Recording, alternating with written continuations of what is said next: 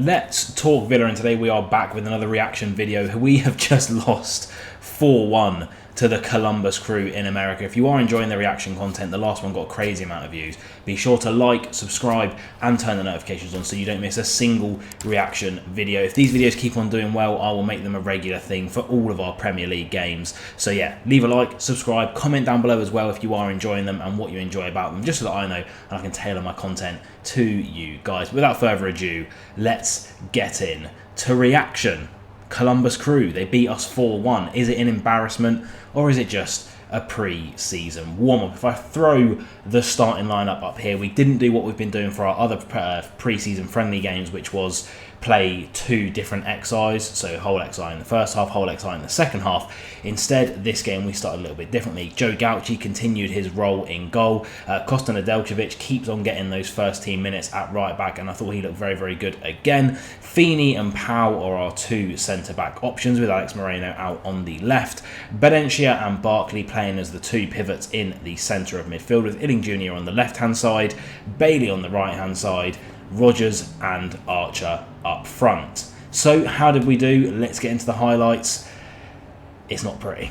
And we kick it off with Columbus Crew, a good switch of play. Alex Moreno out of position, which we will touch on later. And then it's really unlucky there from Feeney, who tries to jump on the ball. And then this man absolutely killed us. First of all, it's a fantastic goal. But Cucho, he was cooking our defence this game. We can see here in the replay. It's a good ball in, but Feeney just gets unlucky. A quick ricochet, and it is 1-0 to the Columbus Crew. But let's break that goal down. So the first thing to touch on, like I mentioned earlier on in the clip, is Alex Moreno being out of position. As you can see, I've highlighted our three defenders here, 1, 2 and 3. And that is Costa, Feeney and Powell. But where is Alex Moreno? Question marks over his position in there. We got caught out with it towards the end of the season with Digne rushing forward, but Moreno really should be there to cover that man. I understand that we do attack with one of our fullbacks generally going quite high up the pitch, but you've got to have the legs to get back, as well as our two pivots who have kind of lost a man and allowed him to float in the middle there, but Feeney should have the wherewithal to pick him up, which then again means that Powell has to pick up the player in between the two centre-backs at the moment, which I believe is the goal scorer, Cucho, and it just leaves that right mid even more space to attack that Moreno has afforded him. If we go on to the second part of the clip here, we can see Moreno comes into the frame and he is busting a gut to get back, but it's just not quick enough, and that winger has all the time in the world to pick out exactly what he wants to do. He could play it early into Cucho there. As you can see, they've got the runner number 10. You can see Nedeljkovic is aware of that threat and he is making his way back to try and cover that space, because Feeney is completely focused on the ball and where that space is, and that eagerness from Feeney does jump out when he jumps out, as you can see there, and it's unlucky. It is unlucky, don't get me wrong. He jumps out, he nearly gets the ball, ends up ricocheting between his legs, nice little nutmeg, ends up at Cucho's feet. Barkley clearly not expecting that. He's kind of looks like he's stuck in the mud here, but our other pivot, Bedencia, has actually got back, and they're both defending the box quite well in terms of the pivots. But again, Moreno, he has had to come in now, so he's left his man open.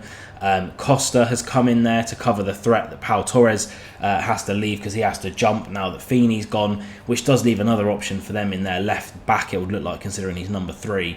So just a little bit all over the place in terms of our defence in this clip, which leaves a little bit to be desired. But then again, it's not our first team sort of defence. We only took 2 senior centre-backs on this tour of the USA, and that becomes very, very evident in the second half of this game as well. But yeah, a little bit disappointing, a little bit all over the place, but ultimately it was a little bit of luck that led to Cucho's first goal. And then we pick up here a good press by Archer. The ball bounces to Rodgers. His first touch is outstanding. Good save from the keeper in the end. Comes back into Rodgers, and he's going to try and weave his way out of this situation, but just can't in the end. And now we move on to this, and it's another one. It's a disappointing ball by Pau Torres. Holds the run well there, Cucho, but Feeney just not alert to the offside trap that we generally like playing, and it's another really good finish. I looked this guy up. He's 25, just randomly like an MLS player his whole career, but he again was cooking our defence this game. Like I say, good first touch, a great little finish. I like how he done that. Just jumping back to the other clip that we also did not break down there, Cameron Archer, like I say, good press. Leon Bailey in our second split striker slash number 10, Rodgers there. Illing Jr., now I've pointed this out in a previous pre-season friendly, where it was Kane, Kessler, Hayden that was guilty of this. Illing Jr. predominantly played a defensive or in a defensive style for Juventus in a 3-5-2, and I feel like that could be a little bit on show there. I've starred where I'd like to see him in this clip, being part of that press, but unfortunately he is just perhaps a little bit more defensive minded. And again, when Morgan Rogers does eventually pick the ball up here, I would like to see that be an option, because Rogers is a player that I think would be alert enough to have a quick look to his left, and if he sees Illing Jr. in the box there completely unmarked, he has the skill and the technical ability to do a little reverse pass to him. So just a little point there. But we move on to the second goal, and you can see here again Villa are sticking to their guns with this 4-2-4 when in possession. You can see our front four there, Illing Jr., Archer, Bailey and Rogers have actually swapped, which is interesting to see. Bailey's gone up front and Rogers is out on the right hand side. Costa being part of the attack, and Alex Moreno, who are almost level really. They're in the same shade of green on the pitch, if you know what I mean. Obviously the pitch is lined, they're in the same shade of green, and then our two pivots in midfield there. It's almost like a 2-4-4, but really a 4-2-4 there, and our two centre backs Feeney and Powell on the ball. Now obviously Powell is going to do a very, very awful pass to try and get it in to the pivot's feet. I think it was Berentia he was trying to pass to there. And then this again, it's just minute errors in a game, again made unfortunately by one of our youth players. You know, he's getting first team minutes in adults football. Columbus Crew obviously play in America, so they're going to be a bit fresher than us because their seasons work a little bit differently, but again it is Feeney who just needed to be a little bit more alert in this situation. I understand he probably isn't used to how much of a high line Emery uses, but in this situation, if he's just in their half, or even on the halfway line, Cucho can't be that advanced. Cucho has to hold his run, and that ball over the top is incredibly difficult to do, and Costa, who looks rapid, is probably going to be there on the cover, but instead Feeney drops very, very deep. You can see there probably about 4 to 6 yards away from the halfway line, and obviously players like Powell and Costa, who seems to be getting it very, very early, they're not going to be doing that because they're used to this Emery high line. And that leaves him very, very isolated. He tries to lunge to get the ball. Again, it's just a small individual error and a great finish, so I can't take anything away from Cucho, to be fair. And now we move on to the Villa goal, a sloppy pass, Leon Bailey onto it. That I like that press. We didn't do it much last season. And then how about that from Cameron Archer? He has really been impressing me this pre-season. He impresses me every time I see him play. I just don't know if he's going to be in Emery's plans going forward. But again, great work from Leon Bailey, lovely bit of footwork, and look at that for a finish. Such a tight angle, rifles her into the near top corner, and that's what Cameron Archer does. He's an absolute clinical finisher. Moving on to the next clip here, and again it's another ball over the top, just our back line caught lagging, a fantastic touch, and Cucho again, a first half hat-trick. How about them apples? And again, it just comes from an over the top ball. Our defensive line not quite up to it in this game. I think that'll probably be rectified and ironed out in games to come. And again, if we break that down, you can see Cucho already making the run there. Moreno perhaps not as alert to it as perhaps he could have been, and Pau Torres again looks like he has slightly been guilty of caught ball watching there, because he is just not particularly engaged with the run that Cucho is making. And again, him and Feeney a little bit deeper now. I don't know whether he was just dropping to accommodate for Feeney. I don't want to put all the blame on Feeney. He's a young lad coming through, and I thought overall, you know, a good game for him, but something's going on there, because I don't know why they're that deep. That isn't an Emery high line. That's very, very strange to me, and we got killed over the top there. It's a fantastic ball, the two pivots in a decent position. I've highlighted Illing Jr. Perhaps he could have provided some wide defensive support like Leon Bailey is doing here. Kind of got dragged into the play, irrelevant in the end, because it is a fantastic ball and it's a really, really good goal, and all of a sudden we are 3-1 down against an MLS team. Slightly worrying. And then we pick it up with Morgan Rogers on the ball there. A lovely drag, pokes it out to Moreno, who unfortunately blasts it over. And that leads me on to the most annoying clip in this whole video. And I'll let this play out because you can see what's going to happen here. Matty Cash. I've been leading a lot of Matty Cash slander over the year or so I've been back doing this on my channel, but that is inexcusable. I don't know what he's doing there. He's given the goal away completely. That one can only be put down to him, I'm afraid. Yes, it's an individual error, but what is he even doing falling over after it? Let's break it down. So unlike the other goals, I actually think that our defensive shape here is very, very good. You know, you've got that bank of 4 at the back, Matty Cash, Pau Torres, and this is where, do you remember earlier on I said that the lack of centre-backs in this squad would be pretty evident?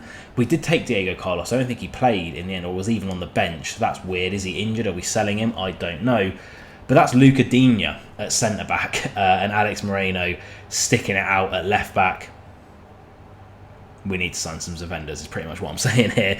The 2 pivots are in there, doing their job. Jaden Philogene-Badace is relatively close to his man. I don't have an issue with that. I'm not 100% sure where, I don't even know if Bailey was still on the pitch at this point, but where the right mid is. But in the end of the day, what I'm trying to say is, and highlight, is to where the ball is, our defensive position here, actually not too bad. And this is another goal that just comes down to a small individual error. Obviously, the ball gets poked through. They're calling for a penalty. Matty Cash, for some reason, despite being an experienced Premier League player, forgets that you play to the whistle, and he pretty much just tries a pass and falls over, gives the ball straight away, and we need to upgrade our right back. That's the takeaway from that. And moving on, Matty Cash trying his redemption arc here, remembering that he's thinking he's a winger, not a right back. You need to do your job there. It's a shot that comes to nothing, and not really much to break down from that, but get better at defending first, Matty, before you do anything else. Don't know what he's doing. American football fans, I guess. Here, corner comes in. Again, we really do overload the box. Falls to Jaden. Unlucky there. It's a really, really good block, and that draws the game to a close. So a couple of extra takeaways from this game. Again, we didn't send out a whole new XI for the second half. If I throw up our first bout of substitutions, so this was at the start of the second half. So Zich came on, Cash, Diego Carlos did come on and play. There you go. I thought he didn't even play at all. Digne and Philogene came on. Pau and Feeney both came off, so it was Carlos there. I don't know why he didn't start though.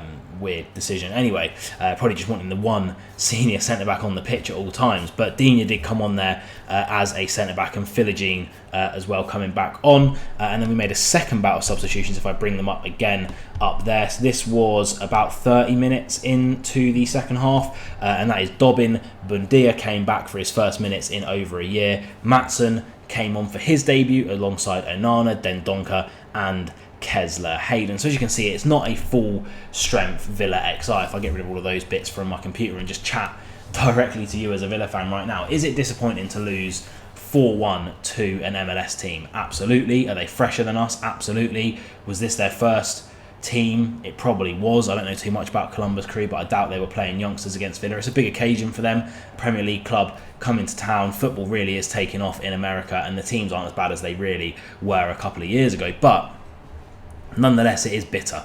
It does leave a bitter taste in our mouths. I think possibly if we lose 2-1, we chalk it down to pre-season fitness, getting minutes in the legs. If you lose 4-1, people start chucking around the term embarrassment. Everyone's catastrophising it, saying, well, that's it, we're going to finish bottom half of the table after a good season, the new signings aren't working, etc, etc, etc. But again, Onana and Matson got 30 minutes. They both looked really, really good when they came on. We're playing youngsters across the pitch. It's going to disrupt the flow of the team. We still don't have our best senior players back in the likes of Martinez, Concert and Watkins, who I think will be a massive deal for us. Tielemans and McGinn also didn't feature in this game, and we were a little bit all over the shop at the back, but then again we were playing Luca Digne at centre-back. I think it probably highlighted to Emery a couple of areas that he needs to strengthen, but I'm not catastrophising it. Yes, it's disappointing to lose 4-1 to an MLS team is always bad, but then Celtic beat Man City, I'm pretty sure, the other day, and I think like MLS teams would probably do quite well against SPL teams. Scottish fans, roast me in the comments if you want, but that's just my opinion. So yeah, again, it is pre-season, it's getting minutes in the legs. Is it disappointing? Yes. Do I think that it's going to be a sign of things to come? No, I'm pretty sure the season that we finished, well, was it like West Ham last day of the season, we managed to stay in the Premier League. I'm pretty sure we beat Borussia Dortmund in a pre-season friendly that year. It means nothing, you know. Does Man City losing to Celtic mean they're not going to win the league again this year? Probably not. They probably are going to win. It's just one of those things, and again, we know how Emery works. He's going to be meticulous with those players now, and it was, don't get me wrong, 4-1 isn't really a fair reflection. There was a lot of individual errors that led to the goal. The first goal, individual error. The second goal doesn't happen if Concer's on the pitch because we play the high line. The third goal, fair play. That was a brilliant ball over the top. There's nothing you can do about that. That's just brilliant. And then the fourth goal was Matty Cash being Matty Cash. So don't worry about it too much. But comment down below, what did you guys think about the 4-1 loss? I'm really, really interested to hear what you guys are sort of feeling and thinking about that. We go again though, I think it's RB Leipzig next. I'm sure we're going to be fielding a lot more of our senior first team players for that game, so I'm really, really interested. I think that's going to be our first measuring stick of Villa this pre-season. As always, up the Villa, be nice to everyone. Go check out my shorts, I'm doing them now. And I'm wearing shorts now. And my Villa kit comes tomorrow. Be nice to everyone. That's how we're going to end it.